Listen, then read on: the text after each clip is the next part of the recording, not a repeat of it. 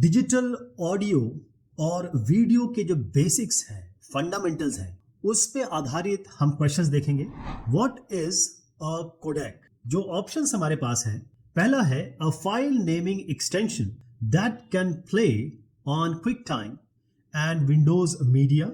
दूसरा ऑप्शन है a hardware device used for storing audio and video files. तीसरा option है अ वीडियो और audio compression component that can both compress and decompress. और final और चौथा ऑप्शन हमारे पास है a compression scheme that removes some of the original information. What is a codec का सही उत्तर है ऑप्शन सी, यानी कि एक कोडेक वीडियो और ऑडियो का कंप्रेशन करने वाला, डिकम्प्रेशन करने वाला एक सॉफ्टवेयर है या एक हार्डवेयर है, कंपोनेंट है। ये कोडेक शब्द जो आया है वो आया है कोडर डिकोडर से। इसको आप कोडर डिकोडर, कंप्रेशन डिकम्प्रेशन, यानी फाइल को कम करना, छोटा बनाना और बड़ा करना, ये मेन काम है। तो कोडेक या कोडेक्स कहिए आप, इसको इसलिए इस्तेमाल किया जाता है क्योंकि जो फाइल साइज है ऑडियो या वीडियो फाइल्स का, उसको कम किया जा सके, लेकिन कम ऐसे किया जा सके कि जो उसकी क्वालिटी है, गुणवत्ता है, उसमें कोई खराबी ना हो, कोई अफेक्ट ना आए। ये करते कैसे हैं कोडेक, ये कैसे काम करता है? कुछ रिडंडेंट यानी कि मल्टीपल रिपीटेड इंफॉर्मेशन होती है, कई ऐसी इंफॉर्मेशन है जिसकी जरूरत ही नहीं है, उसको हम हटा सकते हैं ओरिजिनल डेटा से। कोडेक बहुत जरूरी है। अगर आप एक बड़ी फाइल को स्टोर करने लगे तो आप कम फाइल में आपकी डिस्क भर जाएगी, या आप बड़ी फाइल को भेजने लगे, मान लीजिए मल्टीमीडिया फाइल्स को भेज रहे हैं, तो वहां पर छोटे फाइल साइज को भेजना और छोटे फाइल साइज को रखना और ज्यादा डेटा रेट्स को पाना, यही सारा काम है कोडेक का। कोडेक इसे पॉसिबल बनाता है। कोडेक्स बहुत जरूरी है, इसलिए वो हर जगह इस्तेमाल होते हैं।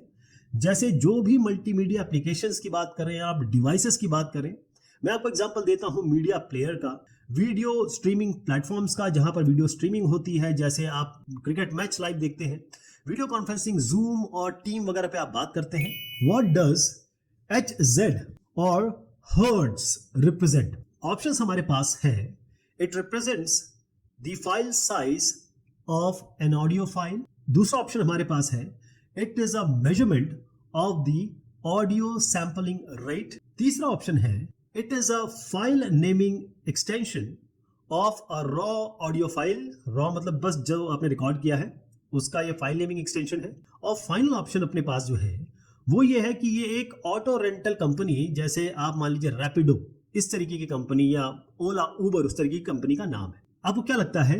ऑप्शन बी सही है, इसका सही उत्तर है ऑप्शन बी। इसका मतलब ये है कि जो हर्ट्ज, HERTZ, एक मेजरमेंट की यूनिट है, यानी अगर आप फ्रीक्वेंसी को नापना चाहते हैं, चाहे साउंड हो या और एंटिटीज हो, उसका यूनिट है मेजर करने फ्रीक्वेंसी का। फ्रीक्वेंसी का मतलब कि एक सेकंड में कितनी बार वेव फॉर्म आपको मिल रहा है। अगर आप साउंड वेव्स की बात करें खास तौर पे, तो हर्ट्ज बहुत ज्यादा यूज होता है।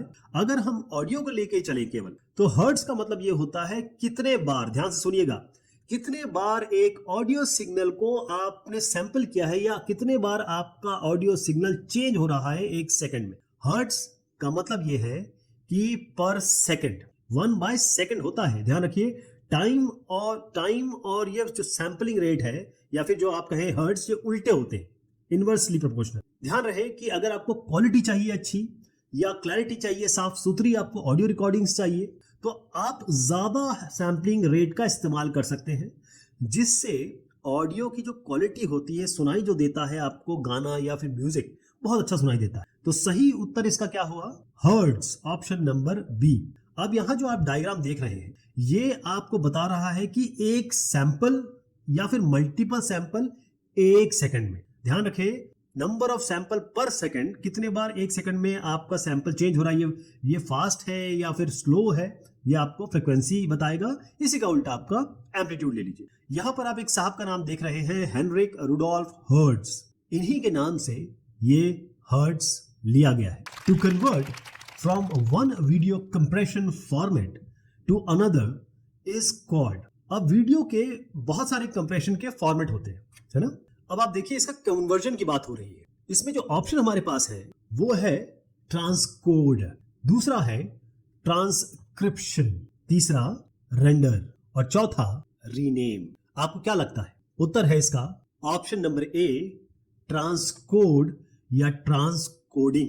तो अगर आप डेफिनेशन देखना चाहें तो ट्रांसकोडिंग कन्वर्जन है, परिवर्तन है, चेंज है एक डिजिटल मीडिया फाइल का, चाहे वो वीडियो हो चाहे वो ऑडियो फाइल हो, एक फॉर्मेट से दूसरे फॉर्मेट। जैसे मैं वेव को कन्वर्ट कर देता हूं FLAC में या AV1 में, हाँ, तो इसीलिए हम इसको ट्रांसकोडिंग कहते हैं। अब इस ट्रांसकोडिंग में क्या होता है, वीडियो का जो ओरिजिनल फॉर्मेट है उसको डिकोड किया जाता है, यानी कि सॉफ्टवेयर उसे पढ़ता है, जानता है क्या है ओरिजिनल, उसमें नेसेसरी एडजस्टमेंट यानी कि परिवर्तन, चेंजेस किए जाते हैं, कुछ मॉडिफिकेशंस किए जाते हैं। उसके बाद उसको जो फॉर्मेट में इसको कन्वर्ट करना है उस फॉर्मेट में इनकोड किया जाता है, इसी को हम ट्रांसकोडिंग कहते हैं। ट्रांसकोडिंग ध्यान रहे कब इसको किया जाता है, क्यों किया जाता है। ये इसलिए किया जाता है कि अलग अलग डिवाइसेस है, अलग अलग प्लेटफॉर्म है, अलग अलग ऑपरेटिंग सिस्टम है, अलग अलग कंपनीज है।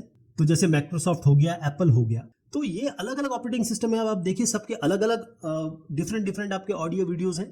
तो अगर आपको फाइल साइज को कम करना या क्वालिटी अच्छी रखनी हो या फिर किसी पर्टिकुलर डिवाइस या प्लेटफॉर्म पे चलाना हो, बहुत सारे काम है, इसलिए हमको ट्रांसकोडिंग करनी पड़ती है, कन्वर्जन करना पड़ता है। आप यहाँ पर देखिए अलग अलग ऑप्शंस जो है, इसमें ट्रांसक्रिप्शन भी है। ट्रांसक्रिप्शन का सीधा मतलब ये होता है कि जो आपने बोला है, यानी कि जो लैंग्वेज या भाषा में आपने बोला है उसको टेक्स्ट में कन्वर्ट करना, रिटन मटेरियल में कन्वर्ट करना। ओके, जब आप रेंडरिंग कहते हैं तो जैसे आपने वीडियो एडिटिंग की तो एक रॉ वीडियो पे आपने इफेक्ट लगाए, ट्रांजिशन लगाए और फिर इसको एक्सपोर्ट किया तो सारे इफेक्ट लगने हैं, उसे हम रेंडरिंग कहते हैं। रीनेमिंग, देखिए ये सारी वीडियो एडिटिंग में आ रही है। रीनेमिंग का सिंपल मतलब है कि आपका केवल नाम चेंज हो रहा है। .mp4 को आप .av1 कर सकते हैं, है ना, लेकिन वो केवल आपने रीनेम किया है एक्सटेंशन को, लेकिन आपको उससे फायदा नहीं होगा, केवल नाम चेंज करने से चलेगा, एक्सटेंशन से वो फाइल नहीं चलेगी। ऑप्शन ए है इसका आंसर, ट्रांसकोड या transcoding. A non-destructive compression scheme that retains all the original file information and does not degrade sound or video quality is known as। जो ऑप्शंस हमारे पास हैं वो है लॉसलेस, लॉसी, कोडेक और एक्सपोर्टिव। आपको क्या लगता है इसका सही उत्तर क्या है? करेक्ट ऑप्शन इसका है ऑप्शन नंबर ए, लॉसलेस। पहला ऑप्शन लॉसलेस, क्योंकि नाम आपको बता रहा है कि कोई भी लॉस नहीं होगा। जो ओरिजिनल कंटेंट है चाहे वो ऑडियो हो या वीडियो हो, इसीलिए हम इसको कह रहे हैं लॉस लेस, बगैर लॉस के। इसीलिए नॉन डिस्ट्रक्टिव है, यानी कि आपको कंप्रेशन मिल रहा है पर आपका ओरिजिनल कंटेंट की खराबी नहीं आ रही। तो पहली चीज समझिए कि लॉसलेस कंप्रेशन का मतलब होता है कि फाइल साइज को छोटा करना बगैर डेटा का नुकसान किए हुए। इससे क्या होगा कि ये जो आप कंप्रेशन कर लेंगे उसके बाद आप जब डिकम्प्रेशन करेंगे और रिकंस्ट्रक्ट करेंगे, यानी कि इसी कंटेंट को रिकंस्ट्रक्ट करने की कोशिश करेंगे तो ओरिजिनल फॉर्म में ये आ जाए। अब आप देखें लॉसी में क्या होता है कि आप एक्चुअल कंटेंट को काट देते हैं, एक्चुअल कंटेंट से चीजें हटा लेते हैं। यहां पर ऐसा नहीं है, यहां पर आप रिडंडेंसी को हटाते हैं, कोई अननेसेसरी इंफॉर्मेशन, कोई नॉन जरूरी इंफॉर्मेशन को आप हटाते हैं। ओके, तो अगर आप देखें तो जो एक बहुत इंपॉर्टेंट चीज आती है इसमें, जो क्वालिटी आप मेंटेन करना चाहते हैं, क्योंकि होता यह है कि छोटा सा भी डिग्रेडेशन हो सकता है, आंखों को या कानों को ठीक ना लगे।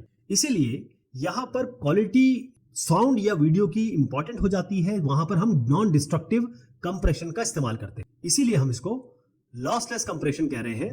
लॉसी से आपको क्लियरली अंतर समझ में आएगा, दिखाई देगा। What are FireWire and और FireWire connectors used for.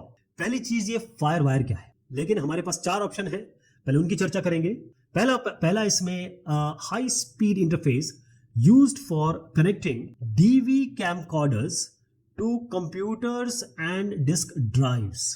पहला ऑप्शन ये है कैमकॉर्डर, जिससे हम वीडियो फिल्म लेते हैं। दूसरा ऑप्शन है they are large capacity storage drives for audio and video files. तीसरा ऑप्शन है FireWire is used in the recording process to decompress the original video data. चौथा ऑप्शन हमारे पास है used to view and hear broadcast and to interactively play and seek in stored clips. आपको क्या लगता है क्या उत्तर है इसका?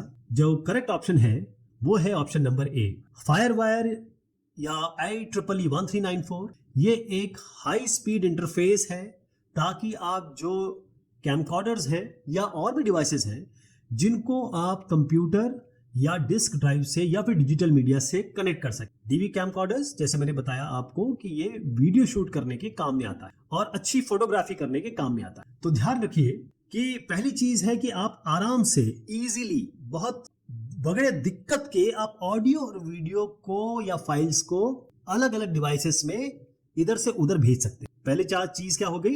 Efficient transfer. देखिए फायरवायर ये IEEE 1394 की बात हो रही है। इसको इसीलिए डिजाइन किया गया था, इसका कारण यही था कि पहली चीज तो ये है कि आपका डेटा ट्रांसफर रेट अच्छा मिले। अगर आपकी बड़ी फाइल है, क्योंकि नॉर्मली आप ऑडियो वीडियो जब खींचते हैं तो बड़ी फाइल होती है, तो अगर एक डिवाइस से दूसरे डिवाइस में डालना है तो अगर आप USB वगैरह का इस्तेमाल करोगे, 2.0 से पहले की बात कर रहा हूं, तो बड़ी दिक्कत होती थी। तो IEEE 1394 वो सॉल्व करता है। पहली चीज ये हो गई। दूसरी चीज ये है कि अगर आपने कोई फुटेज कोई रिकॉर्ड की है या कोई चीज शूटिंग की है तो कैमकॉर्डर से कंप्यूटर में डालना, क्योंकि बाद में तो आपको एडिटिंग करनी है या उसको स्टोर करना है, उसके लिए फायदा करता है फायरवायर। इसी के लिए बनाया गया है। और एक और बात बता दूं मैं फायरवायर कनेक्टर्स के लिए, ये जो एक्सटर्नल हार्ड ड्राइव्स हैं या आप कहें कि कुछ स्टोरेज डिवाइसेस हैं, उसको आप कंप्यूटर से कनेक्ट कर सकते हैं, डिजिटल मीडिया से कनेक्ट कर सकते हैं।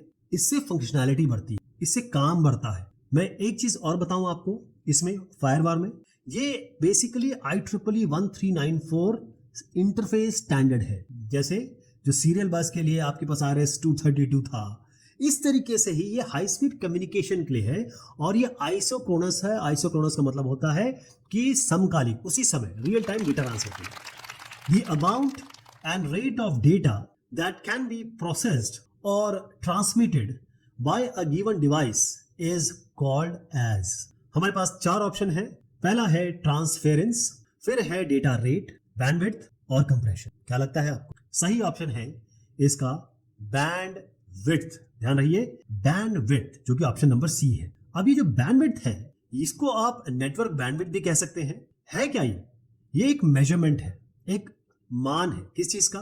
कि कितनी कैपेसिटी एक चैनल की है, चाहे वो वायर्ड हो, वायरलेस कम्युनिकेशन हो, तो कितनी मैक्सिमम कैपेसिटी से डेटा जा सकता है। अगर आप डेटा ट्रांसमिट कर रहे हैं, इधर से उधर भेज रहे हैं, किसी एक पर्टिकुलर टाइम में या किसी अमाउंट ऑफ टाइम में अगर आप डिसाइड करें कि भाई कितना मैक्सिमम कैपेसिटी का डेटा इधर से उधर जा रहा है, इसी को हम नेटवर्क बैंडविड्थ या सिंपली बैंडविड्थ कहते हैं। आप इमेजिन करिए एक पाइप, यानी पानी एक पॉइंट से दूसरे पॉइंट में जा रहा है एक पाइप के थ्रू।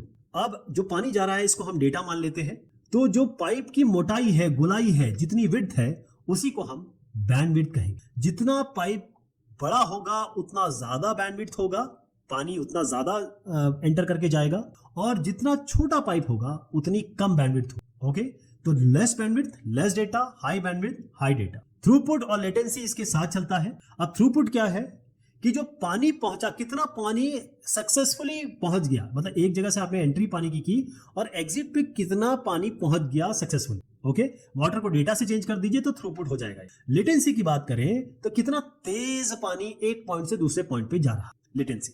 तो बैंडविड्थ ये रिप्रेजेंट करता है जो कैपेसिटी है कम्युनिकेशन चैनल की या किसी सिस्टम की, ताकि डेटा को इफेक्टिवली बहुत अच्छी तरीके से इधर से उधर भेजा जा सके। अगर आप पहला ऑप्शन देखें जो कि ट्रांसफेरेंस है, transference is not a term commonly used in this context. इसको यूज नहीं किया जाता ट्रांसफेरेंस। ओके, क्योंकि डेटा रेट की बात तो हो रही है, क्योंकि डेटा रेट का मतलब ये होता है, जो सेकंड की बात हो रही है उसका मतलब ये होता है कि क्या रेट है, क्या स्पीड है डेटा की, दौड़, उसकी दौड़ या वेग या तेजाई क्या है, उसे हम डेटा रेट कहते हैं पर सेकंड। कंप्रेशन जो है वो क्या है?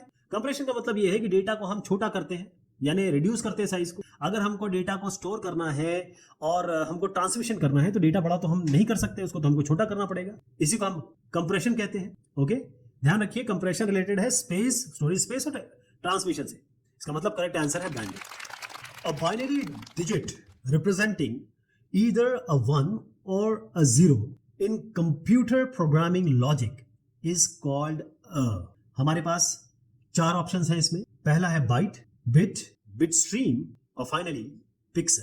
देखिए, द करेक्ट जो आंसर है इसका, सही ऑप्शन है वो है बिट। ये जो बिट है वो आया कहां से है? बाइनरी डिजिट से। आप BI ले लीजिए, आखिर का T ले लीजिए, या फिर आप और कॉम्बिनेशन इससे बना सकते हैं, लेकिन बिट आया है बाइनरी डिजिट से। बाइनरी का मतलब होता है 2, इसीलिए 0 या 1, 2, इसीलिए इसको बिट कहा जाता है। स्मॉलेस्ट यूनिट है कंप्यूटर में जो डेटा आप रखते हैं या फिर भेजते हैं उसको स्टोर या प्रोसेस करने के लिए। बाइनरी डिजिट की वैल्यू या तो 1 हो सकती है या 0 हो सकती है। अगर एक स्विच को आप देखें, आपके घर में भी स्विच होगा, जब आप 1 प्रेस करते हैं स्विच ऑन हो जाती है लाइट, यानी कि आप 1 को रिप्रेजेंट कर रहे हैं। लेकिन जब आप स्विच ऑफ करते हैं तो आपका पंखा या लाइट बंद हो जाती है, इसका मतलब आप 0 की बात कर रहे हैं। तो 1 मतलब ऑन, 0 मतलब ऑफ, 1 मतलब ट्रू, 0 का मतलब फॉल्स। तो एक बिट एक बहुत सबसे छोटा, इससे छोटी कोई चीज नहीं होती। चाहे आप कंप्यूटिंग की बात करें, स्टोरेज की बात करें, ट्रांसमिशन की बात करें, यानी रखने की बात करें या भेजने की बात करें डेटा को, स्मॉलेस्ट यूनिट बिट है। लेकिन हम जो यूज करते हैं वो बिट स्ट्रीम, बिट की तरह नहीं यूज करते हैं।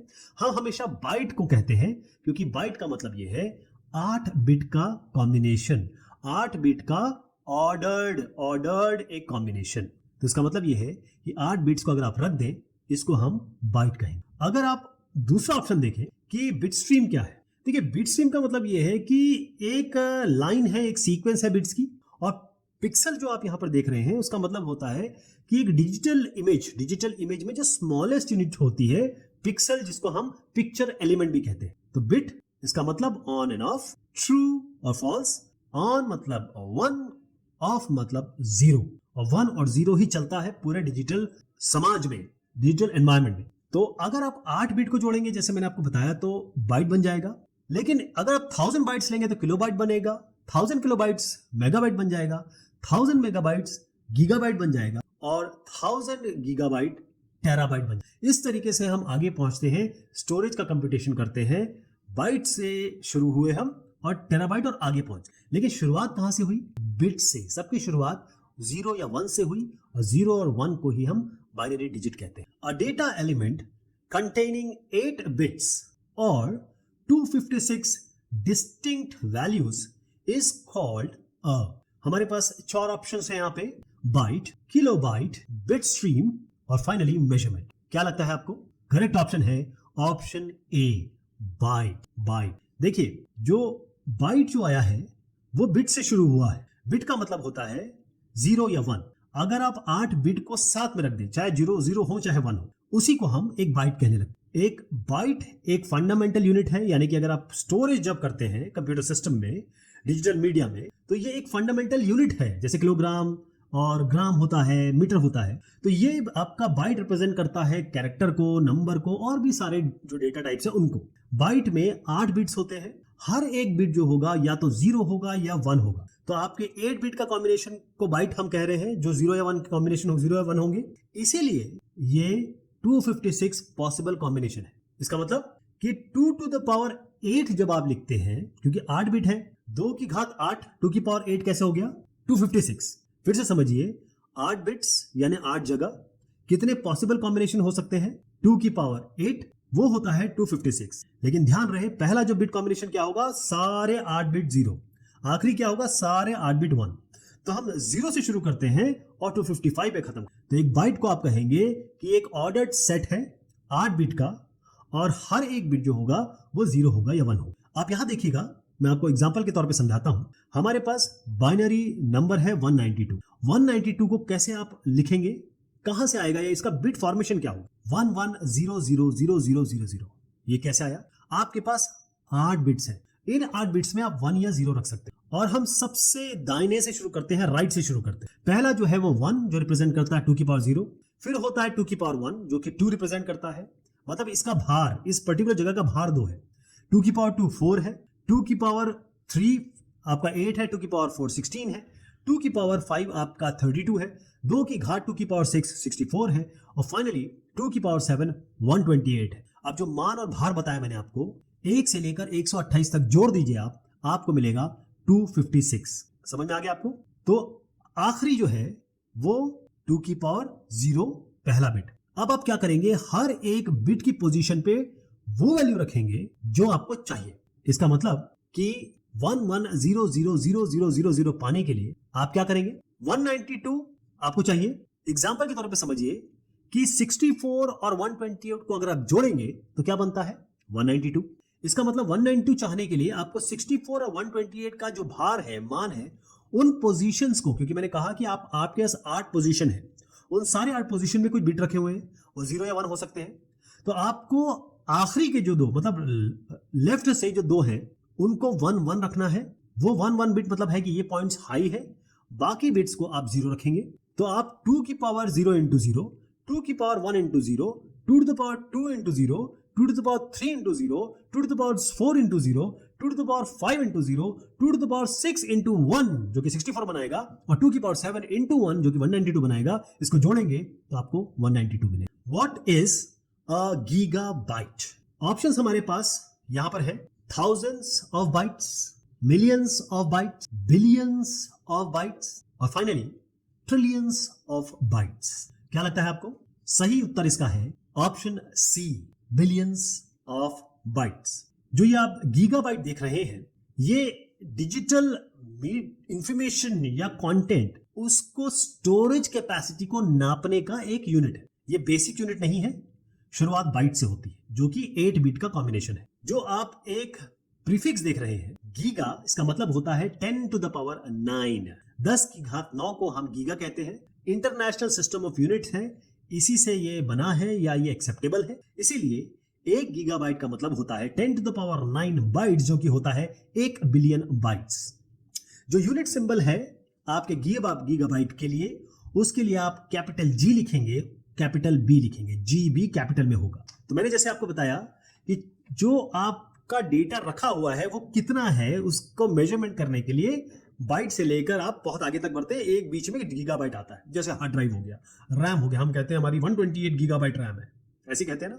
तो अगर गीगाबाइट तक आपको पहुंचना है, हम शुरुआत करते हैं बाइट। बाइट का मतलब बिट होता है 8 बिट, बिट होता है 0 1, 8 बिट लगा दें तो एक बाइट बन जाता है। एक बिट बाइट को आप 1000 से मल्टीप्लाई करें तो किलोबाइट हो गया, है ना।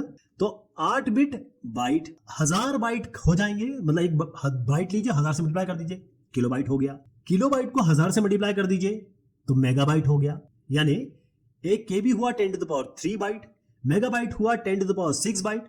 अब मेगाबाइट को आप 1000 से और मल्टीप्लाई कर दीजिए, यानी अब बन गया 10 to the power 6 into 10 to the power 3, जो कि 1 गीगाबाइट बनाता है, जो 10 की पावर 9 होता है। इसके ऊपर एक और चीज आती है, वो है टेराबाइट। और भी आता है पिकोबाइट वगैरह, लेकिन टेराबाइट हो गया 10 to the power 12, 10 to the power 12। अगर आपसे पूछा जाए भाई कि 1 ट्रिलियन टन में कितने जीरोस होते हैं, तो यहां से आप बता सकते हैं। तो आगे भी है हमारे बहुत सारे यूनिट ऑफ मेजरमेंट है, क्योंकि अब कैपेसिटी इतनी ज्यादा हो गई है, लेकिन गीगाबाइट का मतलब billions of bytes. .mp3 is a file extension and file format that is used for, जो हमारे पास ऑप्शंस हैं, high definition wide screen film, दूसरा ऑप्शन है ऑडियो फाइल्स, फिर डिजिटल फाइल्स, और फाइनली वेब बेस्ड मल्टीमीडिया। क्या लगता है आपको सही ऑप्शन इसका क्या है? सही ऑप्शन है ऑप्शन बी, ऑडियो फाइल्स। ये जो .mp3 आप देख रहे हैं, ये एक आपका MPEG 1 ऑडियो लेयर 3 इसको पहले बोला जाता था। अब MPEG 2 ऑडियो लेयर 3 के कारण 3 आया है, और MP आया है MPEG से, पहले 2 इसके अक्षर। तो ये MP3 बेसिकली एक कोडेक फॉर्मेट है। इसका मतलब ये है कि डिजिटल ऑडियो को कोड करने के लिए, इसको कंप्रेस करने के लिए, डिकम्प्रेस करने के लिए, जो फ्रॉनहोफर सोसाइटी जर्मनी में है, उन्होंने इसको बनाया। और एक जमाने में MP3 की भरमार थी, सब लोग MP3 में गाने सुनते थे। फाइल एक्सटेंशन .mp3 ये बहुत ज्यादा यूज होने वाला ऑडियो फाइल है, क्योंकि ड्रामेटिकली आपके साइज को कम कर देता है। MP3 एक कंप्रेस्ड ऑडियो फॉर्मेट है, जैसे मैंने आपको बताया, ओरिजिनल कंटेंट को बहुत छोटा कर देता है, और जो साउंड की क्वालिटी है वो भी सफर नहीं करती है, क्योंकि साइज भी कम हो रहा है, क्वालिटी भी अच्छी है, इसीलिए ये .mp3 है, इसलिए हम इसको समझ भी रहे हैं। ये जो फॉर्मेट है, चाहे आप कोई भी डिजिटल कंटेंट, खासतौर पे ऑडियो को सेव करेंगे, बेसिकली ये ऑडियो के लिए ही है, म्यूजिक प्ले करना है, पॉडकास्ट करना है, ऑडियो रिकॉर्डिंग करना है, ऑडियो से जो भी करना है, फॉर्मेट तो चाहिए, और फॉर्मेट आपका .mp3। ध्यान रहे .mp3 कंपैटिबल है, चलता है, किसी भी डिवाइसेस की बात कर रहे हैं, प्लेटफॉर्म्स की कर रहे हैं, आज तक मुझे तो कोई तकलीफ नहीं आई। इसीलिए सबसे ज्यादा पॉपुलर चॉइस है, चाहे आप डेटा को शेयर करना चाहें या कंटेंट को डिस्ट्रीब्यूट करना चाहें। Moving Pictures Expert Group, a company of programmers and designers, designed a series of widely used multimedia file formats known as.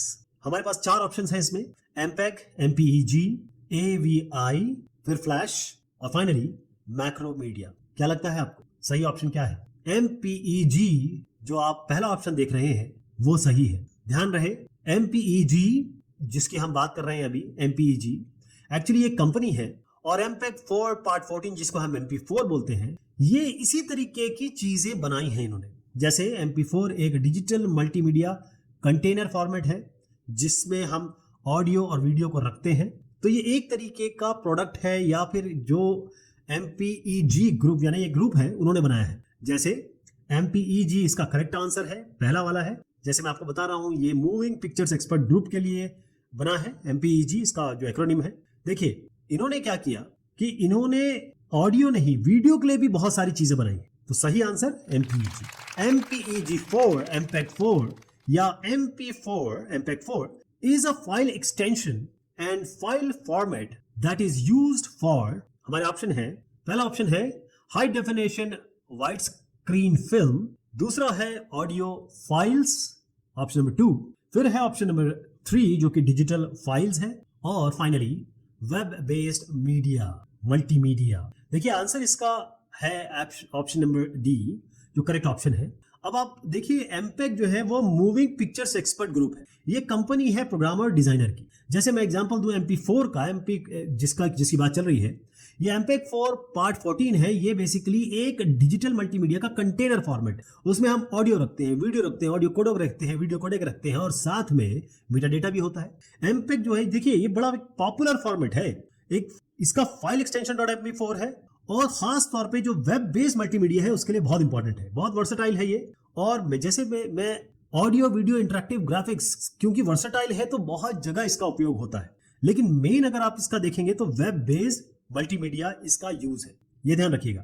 तो एमपेग 4 या MP4 एमपीईजी कंपनी द्वारा है, बहुत ही शानदार वीडियो कंटेनर फॉर्मेट है और ये कंपैटिबल है जितने भी आप डिवाइसेस और प्लेटफॉर्म्स देखेंगे सबसे कंपैटिबल है, इतना मैं आपसे कह सकता हूं यकीन से। आपको डिजिटल ऑडियो वीडियो के जो क्वेश्चन आंसर्स हैं उनसे जरूर फायदा हुआ होगा और बहुत बहुत शुक्रिया, बहुत बहुत मेहरबानी, आपने मुझे सुना और इस बात पे ध्यान दिया और जरूर आपकी नॉलेज में इजाफा हुआ।